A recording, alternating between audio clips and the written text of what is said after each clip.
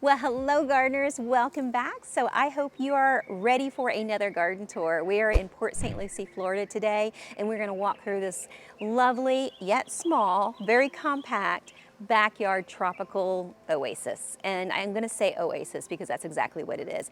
Is it a teeny tiny footprint of about 15 foot deep? Yes, but I really do think that these clients maximized every bit of space. I mean, that was the whole conversation when we met. It was like, we don't want grass. We just want to sit out here on our backyard patio and enjoy the backyard space and enjoy that tropical environment and not look at all the houses across the street. So if that is you guys, if you guys are in a community and you're looking to maybe take out most of the grass or all of the grass and create a tropical garden to kind of enfold that back patio, then stick around because this video is going to be just for you. And towards the end of this video, we're going to do that thing that you guys absolutely commented about. Thank you so much for all your comments. That overhead view line of what this particular garden looks like, so you guys can see it in full frame. So it'll be this layout with showing the plants and trees as we talk about them. So stay tuned towards the end of the video because you're going to see that, and that way you can screenshot that bad boy and recreate that in your yard. So it seemed to be very, very, very helpful for so many people. So we're going to try to do that as often as we can. But so let's jump right into this.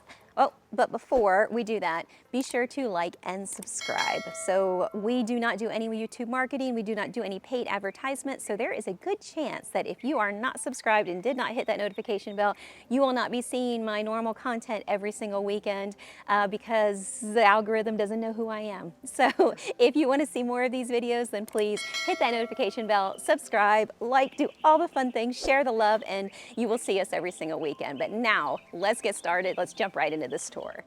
All right, you guys, so I think I mentioned to you that it's a very small space. It's a very narrow space. I'm gonna get Bryce to slide in the before pictures of what it looked like, which was just pretty much a rectangular section of grass. So it goes from the screen room out 15 foot, and then the rest of it is easement going to the development behind here. But let's just, so you guys can see that, let's hop right over there so you can get a better look yourself. So if this backyard looks familiar to you guys, it's this all section here from one development, one neighbor to another. This is a lot of the type of projects that we do, and I love them because whether you're building a big oasis or you're building a small one, it is still a backyard oasis. So I think you're going to agree, especially when we come back in 6 months to a year and really see this backyard unfold. It's going to just be tropical, full, and exactly what I think the clients were looking for. But just kind of gives you a point of reference of what this backyard space is going to look like compared to, you know, your single stretch of grass in the neighboring backyards. All right, so Bryce is standing in the garden right now, so that way you guys can see behind us. This is a big panoramic screen with a small back patio. Now this patio and these doors all join that front door entrance. So you can, right from the front door, you see kind of all of this space. So I knew that it was really, really important to bring in a pop of color, a pop of interest right off the bat, because as you guys know, when you can see something interesting outside, nothing draws you out more than that. So I'm looking for those viewpoints. Wherever it is a good seating section is, I'm wanting something that's gonna have, kind of jump out and grab you and say, hey, come take a peek out here. So I think that this totally did that. My clients are gonna live outside. They're super excited about this. This patio is a perfect place for them to relax, enjoy their retirement, and, you know, be enveloped in the gardens. All right, so now I'm just stepping right off of the stepping pad here, off of the pavers coming out the screen door, and I like the idea of a clean space right off of the foundation of the house. And you can absolutely put mulch in there, it's not a problem, but I really do like the idea of stone kind of giving you a border. That way the plants and trees are not up close to the screen room. So we do have a nice gray granite border, packs down really well. This project, I guess I should have mentioned, has only been done, it's been a week, a little over a week now, so it's not even established yet, but I wanted to get in here early. It seems to really help you guys when you see the plants and the trees really, really new. So when you're replicating this, it kind of gives you a good idea of placement. But back to the rock.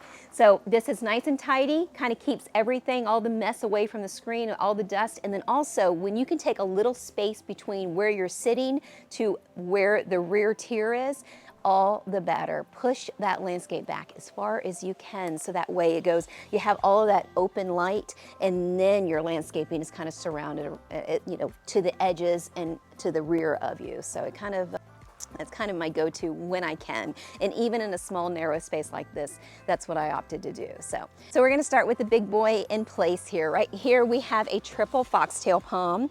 Now, those of you guys who are gardeners know that this is a common thing. The outside limbs, during transport, get tied up. So if they go dry or brown off the first couple weeks, that's completely normal. They'll get clipped and the new ones will pop in no time. But these triple foxtail palms are perfect anchors, perfect centerpieces. They really open up and become just a gorgeous, gorgeous feature in the garden. This tree is gonna offer so much shade in the future to this corner of the house. So I cannot wait to really see it get established. It was the biggest tree we could put in with our little loader back here. So it was a job and it was not easy, but I knew my clients wanted some impact and impact right away. So this triple foxtail is always a way to go. It can handle full sun conditions, of course, but it does a great job of changing the microclimate for all the plants and trees underneath of it as it continues to mature. So you'll notice that there is a line of collusia here. You can see how close the fence is to the screen room is here. So this amount of 5 foot of space is not much to work with. So we kind of going to create a green wall space. They don't have any grass, so we don't have to leave room for a mower to get through. And that's exactly what they want to do. They want to allow this to become a collusia of 6 foot by 4 foot wide and really fill this space up. And it will do that. If any of you guys know what collusia do, they will do that. And this is what I mean about small spaces. You can make big impacts with few plants. We have got 3 of these Rojo Red Jacob Coat Copperleaf. Now these guys back here, they're not the Louisiana Red that get really, really tall real fast, but they do stay a little chunkier and a little fuller, but still offer that bright red color. They're fabulous for just a multitude of coloring through this leaf. This will become brighter and brighter as it gets bigger and the leaf will get larger than the size of my hand. These 3 plants here will connect to one plant, so this will become one solid group. That's why I put them in triangular formations, because their natural growth habit is to reach out and connect with its neighboring plant. So once it does that, it becomes a real strong unit. So these 3 here will be a nice 5, even 6 foot barrier right behind this foxtail palm, especially as this foxtail palm continues to grow. They will not lose that coverage because these little guys will create that great, great bit of coverage right in this corner where it needs to, right to the edge of this fence here. So they make a fantastic bright red screen. They love full sun. They cannot do filtered light very well or shade. They really need about 6 hours minimum of sun. So they're the perfect Florida plant, nice big waxy leaf, very, very tropical. Down below, or I know you guys know these plants by now, are my blaze copperleaf. I use them, and that goes for a lot of the plants that you're gonna see here. I use these guys over and over again in different applications because they're tried, true, tough Florida plants. We're in a tough environment. We have those heavy rains. We have tons of wind, as you can see. We have a lot of conditions. We have really big time pest issues. So when you can create a tropical planting with plants that will survive in that environment, and not everybody loves natives of my clients, so I have to find plants and trees that are going to work. So you'll notice I'll use the same 150, 200 plants and trees over and over again, just what appeals to the client and what works in the space for that particular location, because it works. And when I walk away from the day after the landscaping is done, and 6 years, 10 years later, I know that I'm leaving a project that's going to work from now and into the future. So that's why you see a lot of these plants and trees, and that's why I rave about some of these combinations, because I get to see them over time. Doing this for over 25 years, I can go back and see how these landscapings are just flourishing, because I do phase after phase for some of these clients who some of them become like friends and family to me. So I know I've heard comments about, you use a lot of the same plants. It is true. I use a lot of the same plants, and there is very good reason for it. I make no apologies for it. So this right here, so this right here are my blaze copperleaf. Because why? Because they're tough and they're durable, and they give you a lot of color for a a big impact for a space. So now these guys are going to go tall and narrow, while these guys come up and poof out. So they kind of come up and fold out like this. And you'll see that I do not have a big collection of them. I've got 5 total in here that are can consume this whole corner.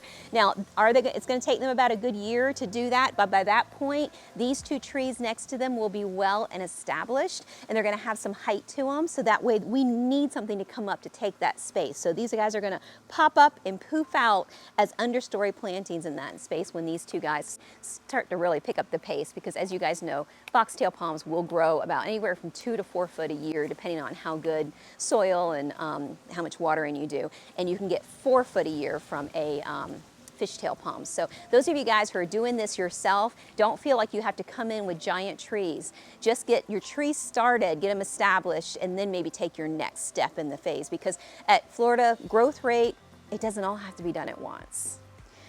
Down below, because we don't have a lot of room here, and I still wanted a change of texture from this to this, so we have some foxtail ferns to give us a bright coloration of green. It's going to fill this space up. All of these plants, these foxtail ferns are going to come right over into the edge of this this rock to really soften the borderline of the rock. And you'll notice all of my plants, I like them just to creep over right over that edge, because I do like a defined edge, but I also like the plants to look like they're folding over top of this space to give it more of that natural look. Then right here again, because we don't have a lot of room to work with, we've got golden dews or gold mounds, a little chunk grouping of those. And then ruby reds. I just love how they're dappled in here as like a little curved fashion. They're really going to grow well together to accompany these variegated agaves. Now, normally you guys know I love false agaves. I use them all the time, but these variegated agaves are going to be the perfect sphere-like. They kind of create a nice round ball for this spot. So they're going to almost touch when they're fully grown, but they're only going to grow to about this height. So that's what's perfect about these versus a false agave, which is going to get much, much taller and just a little too wide for this spot. I want the plants and trees to come into the walkway a little bit, but not stab you while they're doing that. So these guys are not going to do that, but the false agave would over time. So this is a good fit for these. So to the back, we have these dwarf alocasias. I love these guys. As you can see, they're going to fill in this whole spot. I absolutely love, love, love this collection when it really starts to come in. Now, I will tell you, I did something, and this is more of a rushed pattern in this particular spot. Normally, I would put these in first, let them establish over a year or 2, and then put something big and leafy like this, because it's going to help not only give a little bit more shade to this spot, but it's also going to give, not going to kind of come up too high in front of these pygmy date palms. But my clients, they're gardeners. They're out in their garden. I've seen their previous homes. They're just going to keep this stunning. I just know it. So we're not leaving a bunch of open gaps, and they did love the look of dwarf alocasias. I think that we're going to be just fine as these guys, as we trim these fronds up, allowing some of those undercarriage legs to show, so that that way these two don't compete with each other. I hope that makes sense. So, but for those of you guys who have time, it's your yard, you're doing it yourself, you might want to get these in the ground for about a year, get them established, get them more upright, so that way they're not in any way competing with the plant in front of them. And when you're doing a whole landscape job, it can be a little bit different. So to the front, we're going really, really nice and tidy. We've got the Blue My Minds right along the base of the triangle palm. How did I forget about the triangle palm? So we have a triangle fan palm as the centerpiece. This is what you see prominently from the front doorway. It is going to kind of create that fan-like space. Now, she is very young. We wanted definitely to have layers out here, so she is definitely going to be the centerpiece, the smaller of all the layers. But what your eye goes to, I would say, first when you're looking from inside out. I love how she's going to really create that fan grouping right here. She has the tail that's going to fill out the back side of this, so it's going to just be an all-around, overall beautiful triangular shape to the garden. As she gets bigger, she has a little bit more of that silver tone, and that's just going to draw your eye amongst all the green fronds. So triangle fan palms. She's about 9 foot tall, but as you guys know, Florida trees, she will continue to grow. And they have that really cool Madagascar fir that's right up the front that I just think is so charming. I'll get Bryce to do a close-up of that. So you'll notice that these pygmy date palms, now I wish we had a little bit more room to work with, but these guys, in time, they're gonna be the perfect specimens for this area. You guys know pygmy date palms mature out to around 10 to 12 foot. So they're gonna really chunk out and really kind of give you that big canopy head, exactly where my clients want it, which is where the roof lines of this back development is. We have quite a bit of staring into back screen rooms from one screen room to another, so they really wanted to soften it. They wanted to, when they're sitting here, they're just enjoying the tropical layers of palms and plants and trees unfolding onto each other and not looking at the neighbor's screen room behind them. So we brought those in as the backdrop, let them grow in, bring the big trees in and really let them get some size and some establishment, and then you're gonna have an entirely well done garden in no time. So I cannot wait to see it come together. You'll notice I have two single King Alexanders. They are fabulous to work with. They do get tall. They will get all the way up into the 25, 27 foot range. So they will continue to get tall, but they have this gorgeous trunk with these beautiful rings as they start to mature. Really nice fronds. And if you're talking about like an umbrella out into a resort, they have that kind of look where it's nice and slender, and then that canopy is real dynamic at the edge. So they're a little bit of more dynamic look than the foxtail palms, where the foxtails are soft and bushy and, you know, just have more of a lush, soft garden or soft canopy, where these guys are more vibrant, more direct. And so that look together as they mature is just so stunning, especially when they're this close to each other. It's going to really kind of give a good contrast of leaf, so that way everything does feel like you're getting a lot of different palm feels in one island bed. So down below we have the Java White Copperleafs, and they're going to do this same thing. This is my client's window that I'm facing. It's just right adjacent to me, and really they wanted to see some color down here. So these are going to open up and really create that beautiful lime green and yellowish tone to the leaf, and the ones that are going to be more in the shade will take on more of that white and green leaf tones. So they're just going to really fill in and kind of really create some real dense coverage right here. To the back are, of course, very newly planted Brazilian red cloaks. This is kind of what they look like when they're newly planted. I love them, but they can go through their shock as big leafed plants tend to do. They will handle it like a champ, I should say like queens, because they're phenomenal in the garden. And this is one of those backdrops that I was mentioning that will forever be a backdrop. So as these grow in, they'll be 8, 9, 10 foot tall as this backdrop. So you'll have this variegated leaf down below with this gorgeous bloom of color of just hitting you from all over as your backdrop. So they're gonna be a gorgeous chunk. And you know, you could technically take these and run them all along the back and create your bed that way, but popping them into corner or key areas or centerpiece areas, just, I don't know, it's just, it really does feel like a tropical jungle when you do that, because you have these different leaf fronds, and then you've got these guys popping up with a whole different look, and that mesh, that contrast together just screams, I'm in the islands, but I'm not in the islands. So over here, we finished it off with pygmy date palms. And this is pretty much just to kind of soften this fence line that's here. We want them to feel nestled. So both sides are gonna be a dense bit of coverage. We have the Colusia on the one side, the pygmies that are gonna be 10 to 12 foot on this side. And it kind of just takes care of all those roof lines when these guys get that size to them. They're gonna really get to see that they're kind of in an environment by themselves. I had just a quick story. I had somebody come over to buy something from Marketplace this past weekend, and it was the best compliment ever. We were looking at my front yard. She was talking about how she was a gardener up north and she loved plants and trees. And I was like, okay, so if you love them in the front, check out my back. It's like enfolded with like a lot more. So we walk back there, and as soon as we walk around the corner, she is like, oh my goodness. She goes, I mean, your front yard was nice, but it felt like I was still in a neighborhood. I walked to the backyard, and it's like suburbia be gone. It was instantly, I feel like I'm at some kind of, you know, retreat somewhere in a jungle somewhere. She goes, it just doesn't feel like I have homes around me. And to me, that was one of the best compliments from another gardener, because that's exactly what I wanted back there. I know that we all have to live in town, and you know, we have to, you know, have neighbors so close by, and that's just part of the joy of living in Florida. But when you can take and have all those benefits without the negative of having to be, so on top of each other, then I think that was just a true complement of success. And so I want to share that with you guys, because I bet as you're gardening, you kind of run across things like that.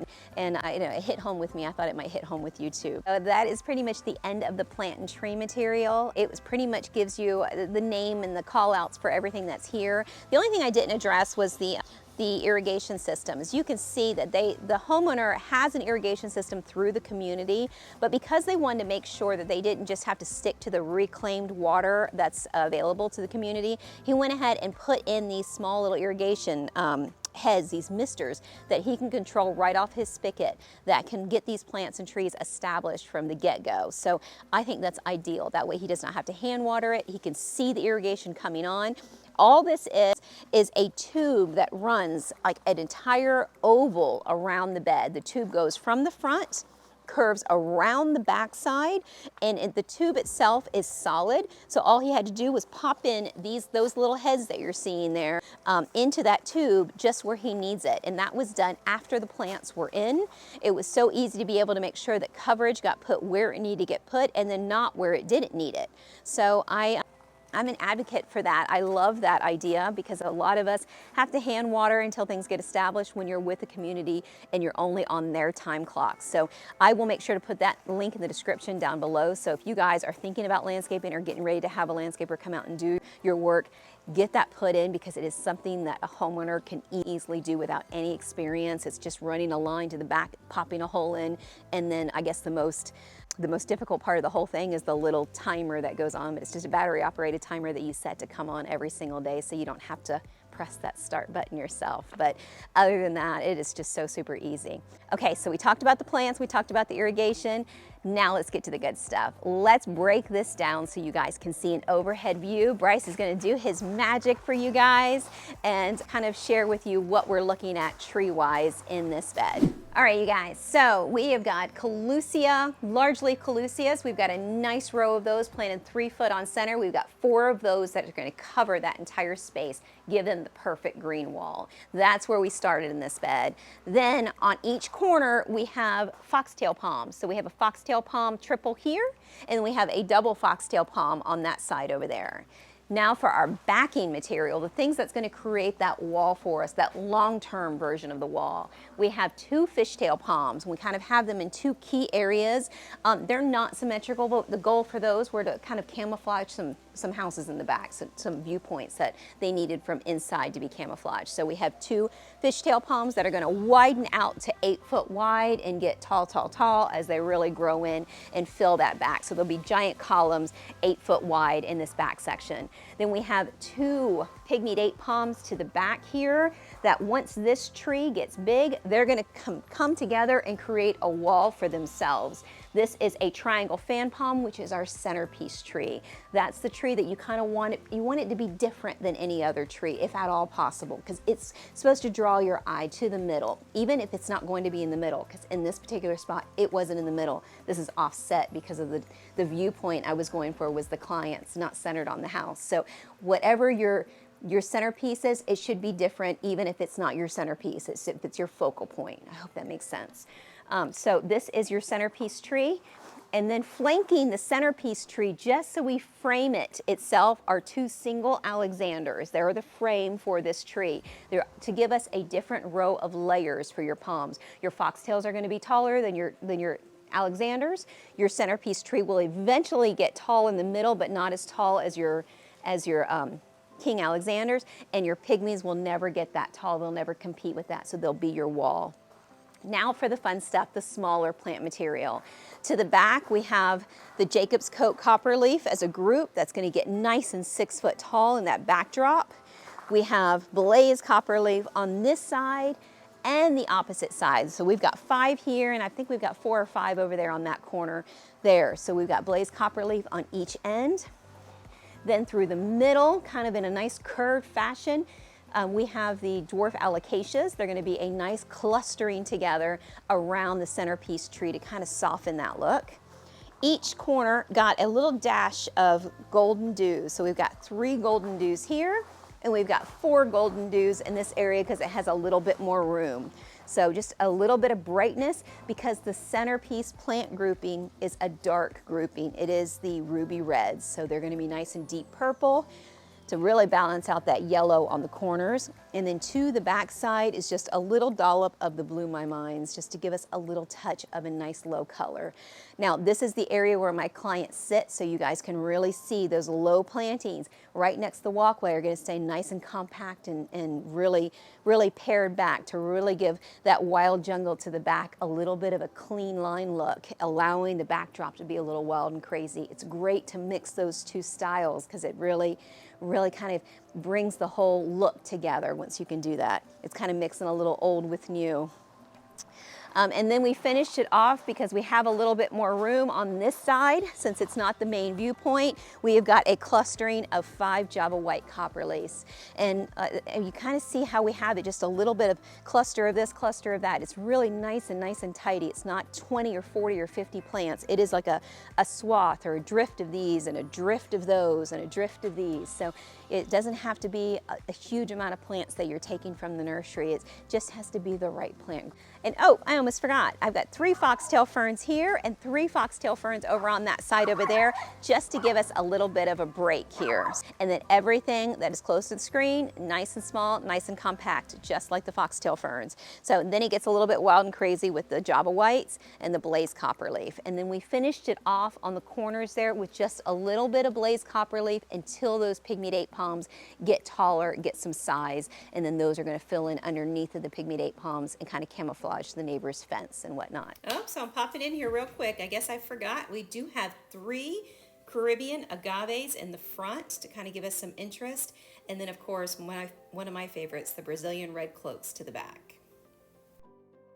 All right, you guys, so I hope that made sense, that kind of put things into perspective. If this is something that you're looking to do for yourself and want to tackle this project, then I'm hoping that screenshot of what we did here might help or might be something that you want to play with in your own garden.